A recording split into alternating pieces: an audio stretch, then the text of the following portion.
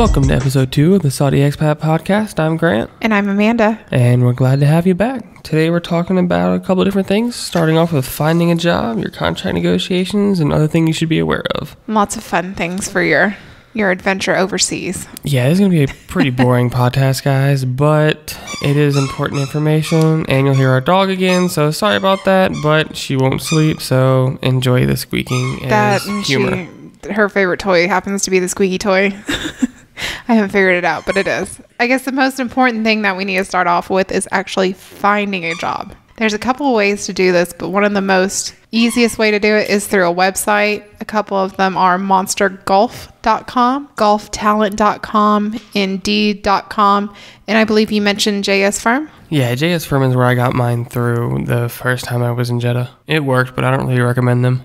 And that's mostly for aviation stuff. Okay. So, and other military contracts, stuff like that. Yeah. So if you're looking for something outside of that, that's probably not where you need to go. Yeah, probably not. If you do know of any companies that are over here, it's always a good, idea to check the website because you can always find jobs that way, just like you do in the States. Yep. Another way is recruitment agencies in your local country. Also, different forums. One of the most popular ones is Dave's ESL Cafe, and that's for ESL teachers or English as a second language teacher. Mm-hmm. They have an international job board on there with lots of postings for Saudi Arabia and other countries as well, like Japan, China, Malaysia, any country you could probably think of. If you're looking to teach English, you should check it out there. All right, so let's go down to contract negotiations. Now, this is the boring part, but it is extremely important that you take this seriously because I've seen many people think they're getting one thing and get something else altogether. So first we're going to talk about your benefits. Now, most places are going to give you a few standard benefits. Anything from medical insurance, they're going to give you a ticket to and from here. They're also going to give you some kind of a fixed pay or a salary. Maybe overtime is worked in, or it's different schedules or random hours, that kind of stuff. So it varies from company to company, so definitely check that out. Now, the second part of contract negotiation is going to be your pay. From what I've understood with talking to a few different people while doing the research for this episode, we're going to break it down into 3 different components: basic pay, your housing, and your transportation. Let's start with your basic pay. Your basic pay is going to be what your normal regular day-to-day pay is, without overtime, without transportation, housing, all that kind of stuff. So this is what you're actually going to make. Now, next is housing. Everyone does it differently. My company gives us a villa, so we don't have to worry about paying. Other companies, however, do different things. It's normally 25% of the base salary. Now, this is why I say your basic salary is important, because this is what they base all your benefits off of. They either give it to you all at once, or they'll give you half yearly or some monthly, or they'll have you take out in advance for the whole year. There's a bunch of different ways to do it. The really important thing is that you just, again, get with your company and find out exactly what they want to do. I think the whole important thing about receiving it all up front or being able to take it in advance is because here, even if you're renting, you're having to pay a yearly amount. So you're not renting by month, but actually by year. Correct. So now let's go to transportation. There's going to be a couple of different options. Obviously, for women coming to Saudi Arabia to work, well, you're kind of screwed because you can't drive. But there's different options out there for you. Your company is either going to give you a driver, they're going to give you a car if you're a guy or a couple. They're going to have some kind of work transportation like a bus or work cars or something like that.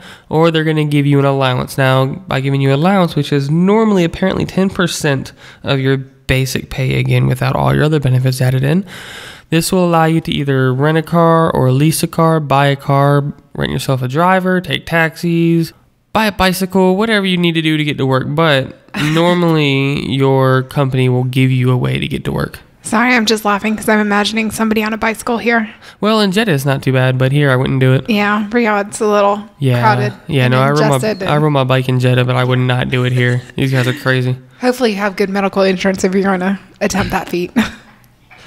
Yeah, or just don't. Fair enough. So next, we got leave. Now, normal apparently, from what I've been told by a few HR guys, is 22 working days or 30 days per year paid leave. Now, for us and my company, we get 30 paid days a year, and we also, there's a Had and Eid holiday, which is 5 days each one, and then there's one Saudi National Day. We have the opportunity to actually work those days to basically bank them as a vacation day. So we could actually have 41 days total. Now, it's your choice whether you want to or not. You can take the days off. It is what it is. Make your decision. I prefer to work them and have the time to spend some other way. That way I can do it whenever I want to. So, different companies have different policies. Make sure you're aware of it. Tickets for single status.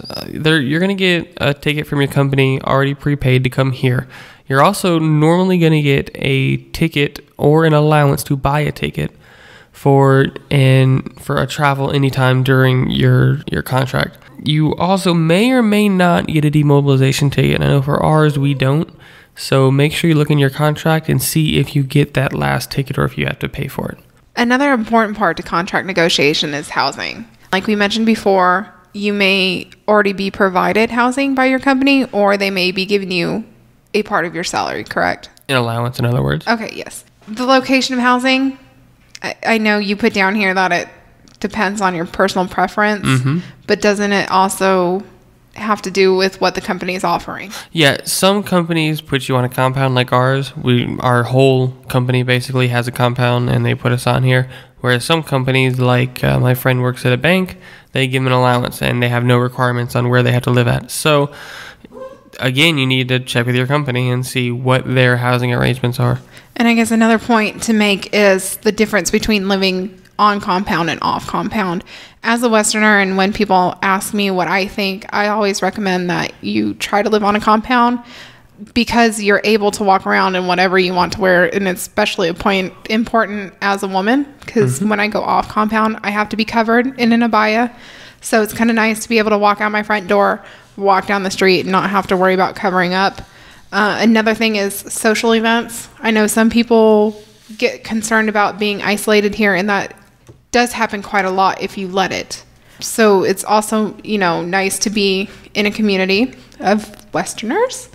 And then there's also off compound, which they do have some nice housing off compound because we've visited somebody that lived off compound. They had nice housing. And usually the yard is walled in, so you're able to walk outside your front door. Now, if you're living in an apartment, it doesn't quite work that way, but think normal apartment building. Yeah. So if you're a woman in a normal apartment building, you're going to have to cover up the minute you walk out the front door. Yeah. Now, also, I'm going to add amenities because when you're on a compound, normally you have a lot more amenities than you would living in just a normal house. Normally, you have a pool or multiple pools, a gym, a restaurant, a market of some sort. That way, you can entertain yourself without having to go off compound if you don't really want to. Our store kind of sucks, but it makes up for it because we have a decent gym. We have three pools. The market's good if you need last minute things. Like maybe you ran out of shampoo or you ran out of eggs or you ran out of milk. It's good for those types of things, but normal everyday grocery shopping, definitely not good. No. And every compound is different. Every compound has different amenities. Yes, some definitely. have more, some may have a little less. Some have bigger pools, some have bigger gyms. It just depends. Yeah, I know most of the compounds have a way better store than ours, but we're kind of... He's a little jealous. Yeah, our compound's not that great, but it is pretty good, and it has everything that we really need, so I can't complain. And some compounds do actually offer different types of classes, whether it's fitness class, dance class. I think some offer ballroom dance classes, so, even if you don't live on these compounds, if you can make friends on them, you can always get on and go to these classes. And also for you spouses not working or people just wanting to explore, most compounds offer some kind of a shopping bus or an excursion bus, normally once or twice a day for most of the week. So you can, easily get out and do things without having to rely on somebody else. It's true. Speaking of which, transportation, I know we kind of touched on it, whether your company was offering a car or there's a bus. I know you talked about women and not being able to drive. A lot of the ESL positions that I've seen posted, just because I've looked through them, have mentioned that transportation is provided. So, sorry, usually they'll have a driver for these types of people. So, yes, all the teachers I knew in Jeddah, they all had drivers. So right. they paid basically, and then at the end of the month, they got reimbursed by the company for what they spent. And I think we do have a couple companies that come on for spouses. Yes, this is true. There's 3 or 4 different major companies that have spouses that are employed here, and they do send a bus or a van or of some sort to pick them up and take them to work. So that's always good. Like us, we share a car with 2 other people. Yeah. So it's not too bad because, we're fortunate to share a car with a couple cool people. So if we just tell them that we have plans, they usually don't have an issue with us using the car. Yeah, we're really lucky. We're stuck with a couple of the decent guys. A lot of other people here at work have more problems borrowing cars. That and you happen to know a couple people in the car industry here. So yeah, I did. So you're lucky. I did get a loaner car for a little while until we buy one, which we'll talk about when it actually happens about buying a car in Saudi Arabia. It is not as fun as it would be in the States, but we're working on it. Takes a little bit more paperwork as an expat here to be able to purchase a car. So that is definitely another episode that we're going to have to get into. I know a lot of you are curious about bringing your family along with you. You have a wife and or kids and you don't want to leave them at home, which is definitely understandable because I was without Grant here for over 6 months. So I can understand wanting to bring your family. Basically, having family status means that you're going to get medical insurance for your family. You're going to have air passage for them to come over, and the company will bear charges of the visa and all consecutive resident permit renewals and exit reentry charges. Now, that's definitely something you want to make sure that you talk to them about when you're going through the contract, correct? Exactly, because you're going to want to make sure they reimburse you for all the medical tests, for all the passport photos, if you have to get it, make sure that the ticket's paid for, all that kind of stuff, because you just need to make sure everything's set up and good to go. And that's really important because these things do add up, especially if you have to pay for them on your own. I know at the time you were using my insurance to get all your stuff done. But when it came to mine, I had quit my job and moved back home to spend time with my family before coming over here. So basically all the lab work, the doctor's visits, x-rays, and things like that did come out of pocket. But we were lucky because they reimbursed us for these things. Yeah, and it was a sizable sum. It was around $1,700 US, something like that. It's going to be, on a good day between $1,500 and $2,000, but it all depends on what you need, and it's a little crazy what they ask for, but got to do it if you want to come over here. Yeah, so. tons of tests. Things that you would be surprised that you would have to be tested for. So there's also how long before you can bring your family over here. And I mentioned that I was without Grant for over 6 months, and that was because we had to wait till you got through your 90-day probation before we could get the paperwork from your work that I needed to finish my visa paperwork. Correct. So, that's something to keep in different companies have different policies. Some are 30, some are 90. Again, check with them. Make sure that you're in full understanding of what's going on and how long it'll be, so you can plan financially and emotionally to take care of it. We were kind of lucky though because Grant is prior military, so yeah, we're kind of used to it. Yeah, we're a little self-sufficient. Yeah, sometimes I kick him out of the house. Yeah, it happens. Now, one of the biggest things that you guys need to worry about is constant communication with your recruiter or service or company or HR or whatever you're dealing with to get your job. It's important to have consistent communication. That way you have a good peace of mind on what's going on. And also that way they know that you're still alive and that you're progressing how you need to with all the process. Because for some people, it is a lengthy process. And I know in my previous jobs that I've had, it's always been good to make a contact within HR. Always good. So that you're able to ask questions. If you're not getting the right answers or you feel like something's amiss, definitely try to get with somebody in HR if that's the issue. Yeah, definitely. Another thing, be flexible and be patient. Nothing happens overnight in the Magic Kingdom, that's for sure. No, definitely doesn't. This is something I'm trying to work on Grant with. He can get a little impatient, and I always tell people if you don't have patience, then this probably is not the country for you to come to. Yeah, but my problem is I have lack of patience with stupid stuff, like why does it take an hour to open after a 10-minute prayer, that kind of stuff. It just irks on me. Especially when the people that are working in these places usually aren't participating in the prayer. Yeah, they're normally either talking and hanging out or outside smoking or doing whatever. It's expat smoke break time. Yeah, so it is important to remember that it may take 75 to 80 days for a normal overseas hire. if you're coming on a work visa. If you're coming on a visit visa, it may be between 30 to 45 days. I know you have different experiences or have heard different things. Or Yeah, it all really depends on your company and how much pull they have with the Saudi government. With my job, they can get people here in less than a month from start to finish, depending on how long it takes you to negotiate your contract and accept the terms, and then get your tests done, get your visa process done. You can get here within 30 days, but like I said, every company has its own abilities. And some companies may reward you monetarily if you can meet certain guidelines. Am I correct? Yes, that's true. For us, if you get here within a certain amount of days, you get a bonus as well as some other stipulations. So it's always good to ask about anything that's, promoted by them to get people here faster. And the timeline is always going to be different depending on your situation at home, whether you're currently employed in a full-time job or, you've got X things that you need to take care of at home. So that also factors into your timeline. I know you took a little time before coming here, so. Yeah, I wanted to build a race car, so I went home and built it and hung out with the parents and went to a few track days and all that kind of stuff. So I could have been here a lot faster than I was, but it took about a month and a half, 2 months because I wanted to relax. The car part is probably a whole different show as well. So yeah, we'll have a few of them for you guys. So we'll leave that be for now. But then also, always make sure that you read your contract several times to understand it and find small things that may be conflicting or you need explanation on. Make sure that you always read your contract several times. If you have questions or don't understand something in it, you need to ask and make sure it's straightened out before you come here. We've heard different times where people will get a contract and it will say one thing, or the offer that you get will say one thing, but when you get here to sign your contract, it may say something else. Am I correct? This is true. It happened to a friend of mine. So you definitely want to make sure that you know what you're supposed to be getting, what you're supposed to get pay-wise, family-wise, transportation, housing, etc.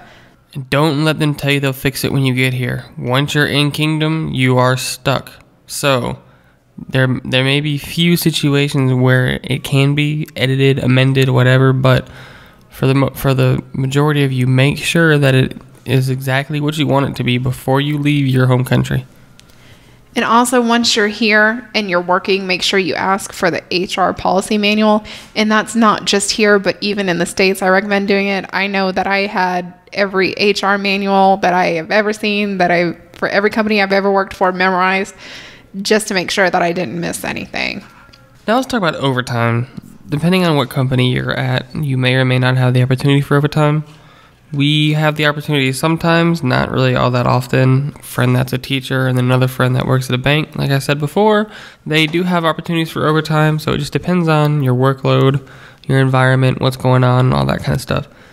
It's normally 1.5 times basic pay for your normal days, which is Saturday through Wednesday here. Our weeks are way different over in the Gulf or the Middle East area. Every other GCC country is on a Sunday to Thursday workday schedule, so you have Friday and Saturday off. So Saudi Arabia is, I think, the last one that's stuck in the Stone Ages with that one. And I believe there's something to do with Islam there, correct? Yeah, I think remember. I never really looked into it, but there is a reason for it. Somewhere about Fridays, because Fridays is a day that nothing opens until about 4 o'clock. So yeah, 4 o'clock. Well, pretty much everything closes from 12 to 4. Everywhere in Saudi Arabia except for like restaurants and stuff. Everything's open till like 1 or 2 in the morning anyways. So. Yeah, so you can always do what you need to get done. Now also on the weekends or holidays, like Saudi National Day, if you had to work on that day, or if you had to work through Hajj or Eid or something like that, you're gonna get 2 times your pay normally. Some companies vary, from here to there, but most companies it's 1.5 or 2 per applicable days. Now, a normal working hours is 8 hours a day. In the month of Ramadan, Muslims work 6 hours a day in according to religious customs. Also, during Ramadan, there's other considerations to take into account, as in you can't eat and you can't drink in front of other Muslims. So there's going to be special break rooms, special rest areas, all that kind of stuff. So just be aware of what you are getting yourself into, because there's a lot of concessions if you are a non-Muslim to living here. And I just have a quick question about that. Just being curious. I take it the restaurants are probably closed during the day during those times. Okay, so some restaurants, however, will do carry out only. There have been a few times where we used it, where like Fridays or somewhere before, because they break fast on, I think, the last prayer or the second to last prayer. To the fourth or the fifth prayer, they break fast. I'm not 100% sure. We're not Muslim. Sorry. If you really want to know, we'll look at it, or I'm sure somebody will chime in and help us out. But before that, a lot of times restaurants will do takeout only, where you can't eat in the restaurant, but you can still get it for non-Muslims. Now, in those cases, they're probably catering to the expat community. Yeah, for the most part, or they're catering to Muslims that want to go ahead and get all if they can't cook, right, to go ahead and get the food that they need to go ahead and break fast later on in the day. Okay, just curious.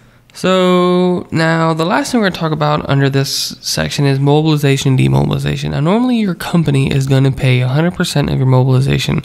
Now, this can include your tickets, your visa, like we were talking about earlier, any medical checkups, as well as oversized baggage. Some companies actually pay to ship your household goods over here. Ours doesn't. They pay for 2 overweight bags, which is pretty much plenty to get over here. I brought 3 computers and a projector and an Xbox and all my clothes and a bunch of other stuff, and it all fit fine. So if you're a normal individual, you can get pretty much everything over here. Also with family, mobilization, demobilization, same deal. They pay for all of the normal stuff. And like I said, make sure on your contract that they cover demobilization or not. Our contract does not cover demobilization, so we have to pay for our plane tickets and our shipment of goods back to the States or wherever we're going next. So just to make you guys aware that some companies don't cover demobilization, which is probably just another way to keep you here, or cost-cutting measure. So. Yeah, well, because when the contract was under another company, we got demobilization. Right. But when they changed to the new company in the last couple of years, they took it away. And just so you know, when he uses those 2 terms, you're referring to coming to the country for your job and leaving after you've resigned. Correct. Or been fired. Yeah, well, I was trying to look on the bright side of things. Yeah. It's a little more sunny over my head, a little more cloudy over yours. It's okay. Either one's possible. Okay. Whenever you're leaving the country is your demobilization. For good, not for vacation, but for good. Just making sure, because some people may not be familiar with those terms. This is true. So. Sorry, I'm still using military lingo mainly because of my job. So if I go a little over your head and we don't explain something, just feel free to post and we'll let you know what it means. Now, the last thing we're going to talk about on this whole contract thing is just a few things that you want to remember. All jobs have some kind of probation. Some are 30, some are 90, some are 120 from what I hear. But I don't know anybody personally that's had to deal with it, so I can't really vouch for that. Better than the 365 you might find in the States. This is true. During that 90-day probation, you need to be on your best behavior. From what I've seen, it's more about how you get along than how you do your job. Now, this is not true for everywhere, I'm sure. Somebody will say, oh, well, my job is this and that. I'm just speaking for what I know and for the people that I know who work here as well. You can get fired for everything from your sexual orientation. Remember, homosexuality is illegal in Saudi Arabia. Different story, don't agree with it, but it is what it is. So just keep that in mind. If you're coming over here and you're of that persuasion, keep it on the DL so you don't get in trouble. Also, if you don't get along, they can fire you for failure to adapt.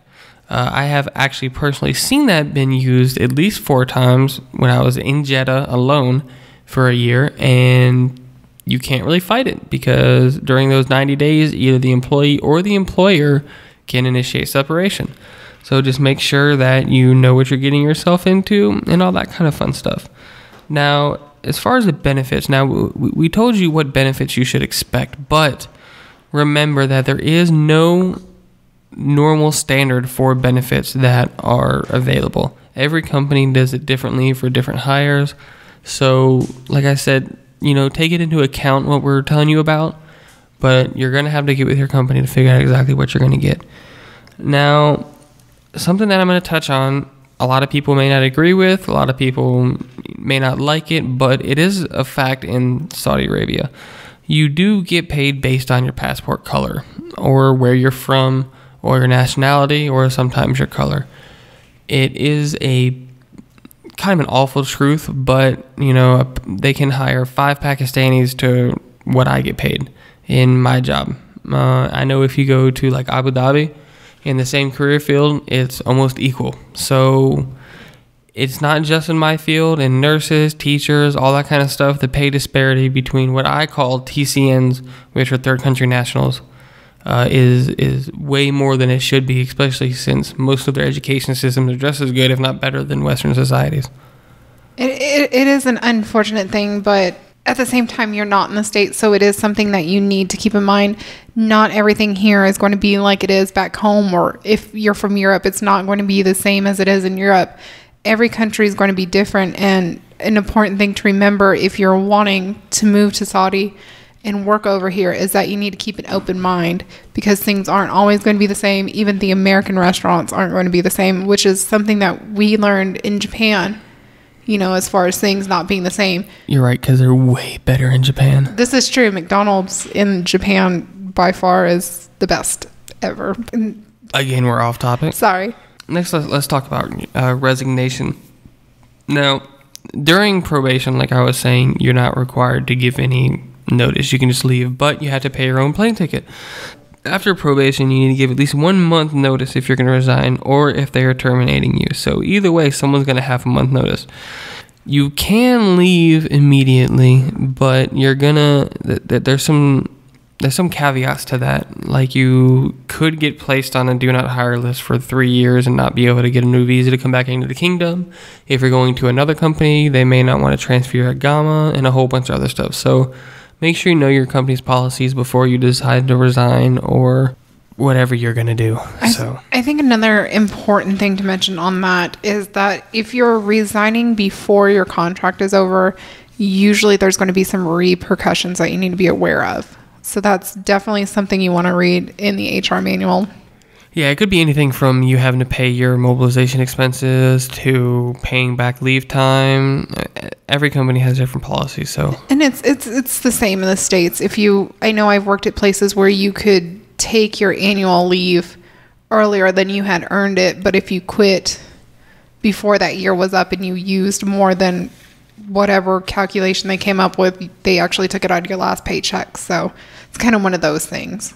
The last thing I'm going to just touch on is the Saudi Service Award, or also known as the End of Service Benefit. There's different computations and different means to come to how much you're supposed to get.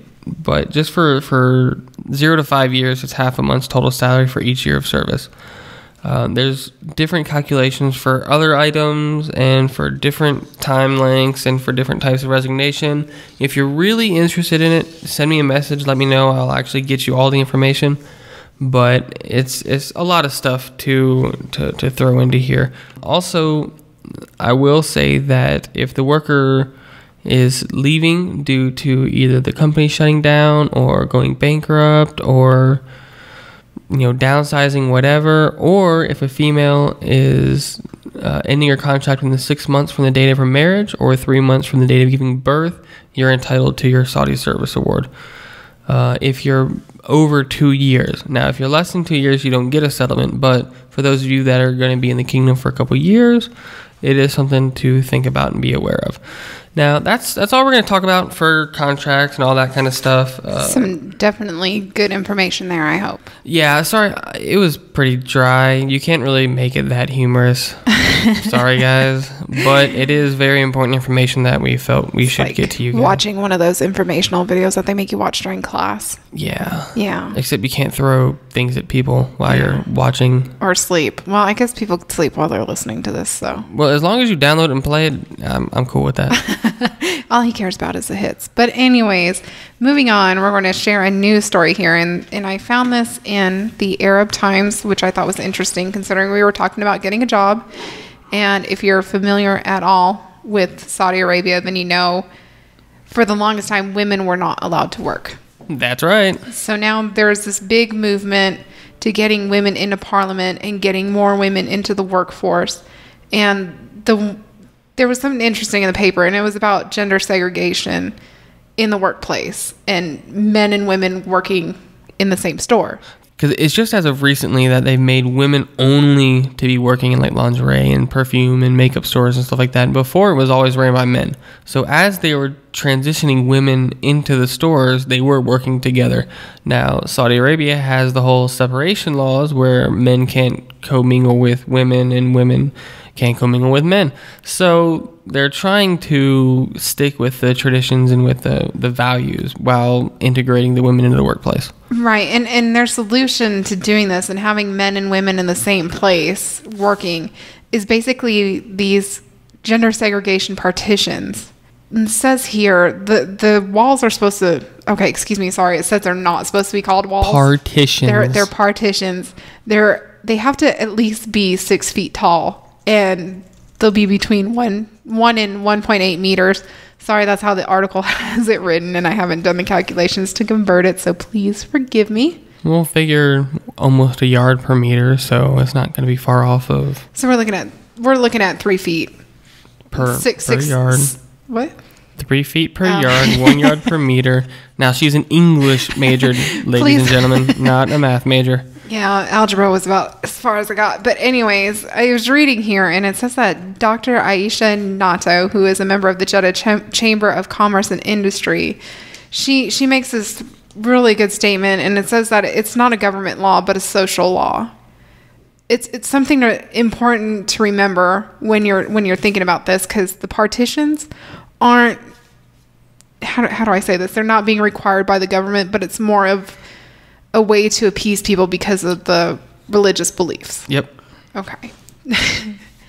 She also talks about how people refuse to have women work as saleswomen, so the compromise is to use these walls to make sure that men and women aren't commingling, as we mentioned earlier.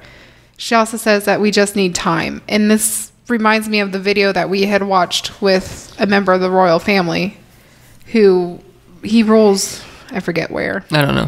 But it was a province that's a little outside of Riyadh. North of Riyadh. Yeah. And, he's talking about the changes that they're making within the government, but the older generation is a little hesitant to change, where, the younger generation is trying to get all this change. And so in order to make everybody happy, they're having to do small steps. Yeah, it's just taking time. You're just having to bridge the gap between the two generations until there's more acceptance and more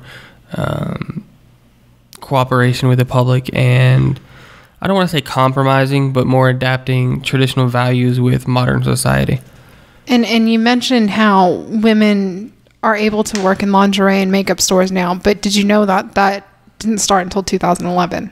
Yeah, they had actually just started putting women in grocery stores and the women's only lines when I was leaving Jeddah in late 2010, right? I think so. Yeah, so they had just started it. Like, I think the first 3,000 women to be employed in the kingdom were in Jeddah, if I remember correctly, the Carrefour stores down there. So it's really short in the history of Saudi Arabia that women are starting to work. And the rate at which this is happening is just amazing. I mean, everywhere you go now, you see women working, even in pharmacies and there's a big push for that. And that was another article that was in the Arab Times about pushing women pharmacists to work more in the public sector versus just in the hospitals, because they are employed in the hospitals currently. Yeah. But as far as putting them into the commercial everyday corner, street corner pharmacy is another issue that they're trying to face. Not the same street corner you guys are thinking. They're not working the corner like that. But anyways, it is just interesting in the ways that they're finding to try to integrate women into the workforce, and the fact that they're now starting to put them into parliament. 30 women, I believe, in this shura council, as I think how you say it. I don't know the exact way to say it. I keep seeing different pronunciations. And I know that Westerners will look at Saudi Arabia and think that it's such maybe not a backwards country, but they're just so far back in time. But we also have to remember that even women in the States are still trying to make progress, because we're still not getting paid, the equal amount as men, even if we're doing the same job, same work. And I know you and I have had a discussion about that, but that's a whole different thing. So it is taking time, and I think they're going to get there eventually. Maybe. Oh yeah. Oh, no, most definitely. But the cool thing about Saudi Arabia is the progress compared to other countries is so fast tracked that they've I'm going to say looked at other countries and seen the growing pains, and they're trying to integrate things into the country without having as bad of growing pains. Like we said, their push to integrate women into working has been huge and extremely fast progress. I mean, if you take a look at the paper every day, you will probably see an article on the women's movement here in Saudi Arabia. Yep. There's always something about women's rights. Always. Whether it's education, working, government, anything, you're bound to find something in here. So it does show that they are trying to make. And also, they just gave rights to Saudi women with expat children to give them residency rights for the children, whereas before, women really didn't have any rights to give their children the citizenship and other benefits of being a Saudi. So that's also something that's being done to help out women. I was also thinking of an article, now that you mentioned it, where it was talking about expats that are married to Saudi women. Is that maybe what it was? No. Oh, okay. Different article, sorry. Yeah, it was saying that expats married to Saudi women don't have the rights that Saudi men married to expat women have. So maybe, in the next few years or so, we'll see maybe women start to uncover their face a little more here. In Riyadh. It's going to be huge, because even from when I first came through here for processing, there's 100% difference of the amount of covering on women. Before, if you ever saw anybody without a face covering, it was extremely rare. Now it's normal basis. You go to Faisali or Kingdom Tower, there's women walking all around with colorful abayas and no face coverings, and it was funny because I have a friend who was asking me questions about moving over here and asking me what color my abaya was, and I told her, I said, they're getting a little more colorful here. Mine's still mostly black because most of them are black here. But now I have a little bit of pink on the sleeve with some rhinestones, so I can't complain. A little bit more fashionable than before. Yeah, and if you go to other parts like Dammam, Dhahran, Jeddah, you'll see a lot more colorful abayas. And we saw one in Faisali Mall the other day. Some people were wearing that look tie-dye. And it was extremely colorful. So it is happening. It's just a matter of time. And I think on that note, and talking about women covering up, I know we're getting off topic here and I'm getting off topic of my article, but women who have their faces covered, that honestly had to be one of the most difficult things for me to get used to. In the States and other countries, you learn to read people's faces and you read their emotions, and that's how you can tell what they're thinking. But here, where they're covered up except for their eyes, or maybe I've even seen women who are fully covered. You can't even see their face at all, not even their eyes. It's interesting in trying to, I guess, communicate and understanding where they're coming from, because you can't read those facial expressions. Yeah, it gives a whole nother social dynamic with communicating with people, especially if you're a woman communicating with other women, trying to read what they're saying. It definitely makes it hard with sarcasm and with jokes and stuff, because normally people's facial expressions will help you more grasp the tone and the situation of the conversation. So it is slightly difficult. That and the tone of voice that people use on a normal basis. I will think they're arguing, but they're just having a normal conversation. So Saudis tend to yell and raise their voice when they're really not arguing. So it's kind of funny listening to them talking, and if you're around somebody that's kind of new, they're like, what are they arguing about? It's like, they're not. They're just talking. It's just normal. But at the same time, there are so many friendly Saudis here, because I know I met one in the airport who accidentally grabbed my luggage,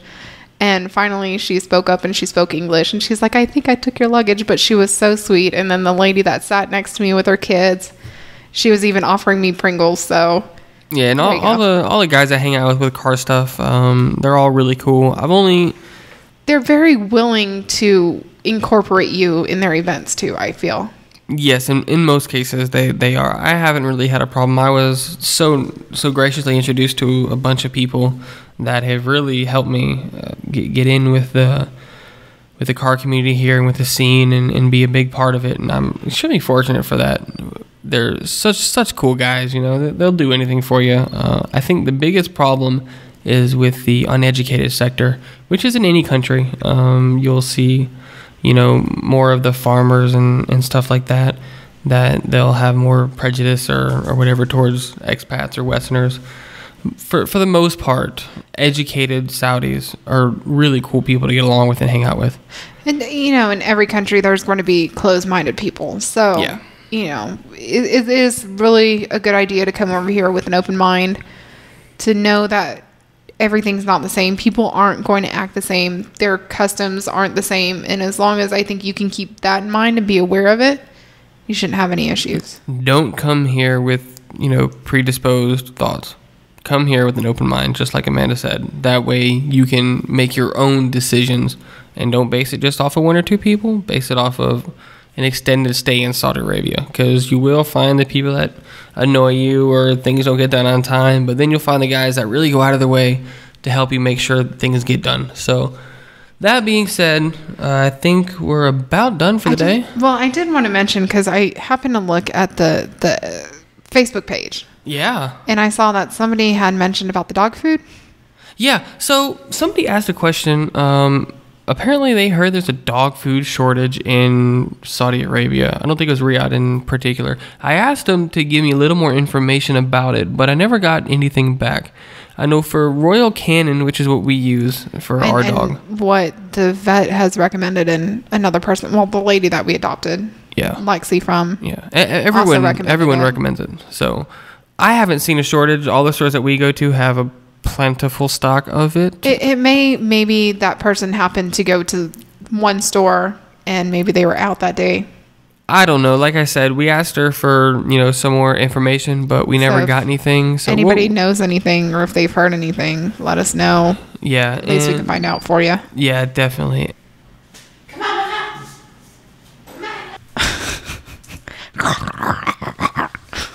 Hush. Now that we're coming into the show, I really want to say thank you for all of you that have liked us on Facebook, that have shared us, that have, you know, wrote us notes or whatever. We have 80 likes on Facebook now, which for me, I think that's pretty good considering we've only been around for like a week and a half, 2 weeks. So, and we're only on our second podcast. Exactly. So you guys are awesome. Fantastic. All synonyms to that. And in addition to that, we have at least 25 people talking about us, which is cool. And we've reached 800 people, which means 800 of you have looked at our Facebook page. And the website... that means more of you need to get on the ball and like the Facebook page. I know, right? Like it, share it, tell your friends about it, do whatever you need to do. Because the more you guys hook us up, the more we'll hook you up. So just try and help us get the word out so we can get more topics for you guys. We can go explore places, find out the things that you guys want to find out. You guys, please contact us. Definitely. We can't keep doing shows without you guys. Yeah, we've only got one or two more shows with our own ideas. We can only come up with so much without somebody saying something. So, but I think we do have a lot planned that's exciting. So yeah, I think so. That'll be a good thing. Yeah, we've actually partnered with the Pink Tarha girls. If you go to Facebook, go to the Pink Tarha. In the end of April, I believe, end of March, beginning of April, we're gonna have them over to do a podcast. So anything that you guys want to talk to them about, or any questions you want to ask them. And I believe we also asked Dr. Lana to be on with us as well. Yes, Dr. Lana. If you don't know Dr. Lana, she's amazing, and she runs OpenPaws.org, which is how we found our puppy. Great. It's a really good network of people here who really care about animals here in the kingdom and what's going on with them. So, and getting them to good homes. Yes, definitely. So we're going to have her on. I'm not really sure when, but once we get our mobile voice recorder in that we're waiting to come in from the States, we'll be able to go on location and talk to her and get you guys some more information. So make sure if you have questions about cats, dogs, I know she has birds, rabbits, turtles, pretty much anything you can think of. Turtle. Make sure you ask. And if you're looking to adopt a pet, definitely check out openpaws.org. So let's wrap this up. We're going to give you the ways to contact us. Saudi Expat Podcast at gmail.com is the way you can email us. You can also go to our Facebook page at Saudi Expat Podcast and send us a message, do a wall post. You know, the more interaction we get from you guys, the more we can give to you. Even if it's just to say, hey, what's up? Or the fact that Grant has a really nice voice. Yeah. He loves those comments. I'm melodic, apparently. Yes, and he won't stop telling me. No. I've heard it for like days after somebody said it. Yeah. So if you tell me I sound horrible, and don't do that, please. Do that, please. Bring his ego down just a notch. I'm so nice. I can only do so much work by myself. Also, I don't know how many of you like the Harlem Shake, the new meme that's going on. God. I got it with the LX Club this weekend out at the Rob Motorsports Park. It's the only drag strip in Saudi Arabia that's currently open, just shortly outside of Riyadh. You can find it on our Riyadh map. Don't encourage. We did the Harlem Shake. Oh, Lord. Lots of burnouts, lots of donuts, lots of people. It was a fun time. We posted the video on Facebook. I'm also going to put it on the website in the show notes with this. Like it, share it. It is the most epic motorsports Harlem Shake out there. And we're on iTunes now. Yeah, we're on iTunes. We are on iTunes, so make sure you search for Saudi Expat. Saudi Expat Podcast. Or Saudi Podcast or Saudi Expat. I think all of them should bring it up. I tagged it pretty good in that every search I did, I could find it. And then there's also the blog. It's kind of show notes more than a blog because there is a lot of there is a lot of information that we hope to put up on the blog. There were a lot more websites that we did not mention and some other helpful tips that we wanted to put up there as far as finding a job and coming over here to work. I know. Yeah, so if you don't have iTunes, if you don't have some kind of an RSS reader like Beyond Pod or Podcatcher or whatever you want to use, you can go straight to the website at SaudiExpatPodcast.com, no longer .wordpress.com. We are a normal domain now. The episodes will be hosted on there. You can either download it or you can do it right through the player on the left-hand side of the screen to make it easy for you. And please leave a comment, guys. We want to know what you think about us, whether it's good or bad. Even if you just want to say hi. Yeah, even if you want to just say hi. Yeah. Or if you know of any events going on, if you know of anything going on with any, cultural events with embassies or at the museums or whatever, let us know so we can pass it on. Somebody did post a website we need to go through. Yeah. Ali posted the tourism website so and somewhere else. So it's going to get fun, guys. We would love to have more interaction or just tell us to go. If you've heard of a place, tell us to go visit it. We'll go visit it. Yeah, we'll go visit, take some pictures, make a write-up for you, all that kind of stuff. Because now to us, going out to dinner and all that stuff or going to the mall is whatever. But we definitely need to do a podcast about restaurants, though. Yes, we do. So if you have anything you want to hear about or that you have been to and you want to talk about, get with us. We'll figure out a way to get you on the podcast. Or if you want to be on the podcast, and you have a topic, hit us up. We'll bring you over to the house. We'll sit down and we'll talk. There you go. All right. So that's it for us. We're going to call it a day and get this up for you guys. I know we're a little late. The first time we recorded got deleted because my computer totally died. And the dog was whining the whole time too. Yeah. So you're really glad that we recorded a new one. This one did go a little longer than the last one, but I think the information was better. She was a little noisy, but hey, time to go get some Dairy Queen. Let's go. Yeah. All right, guys. Have a great night. All right. Laters.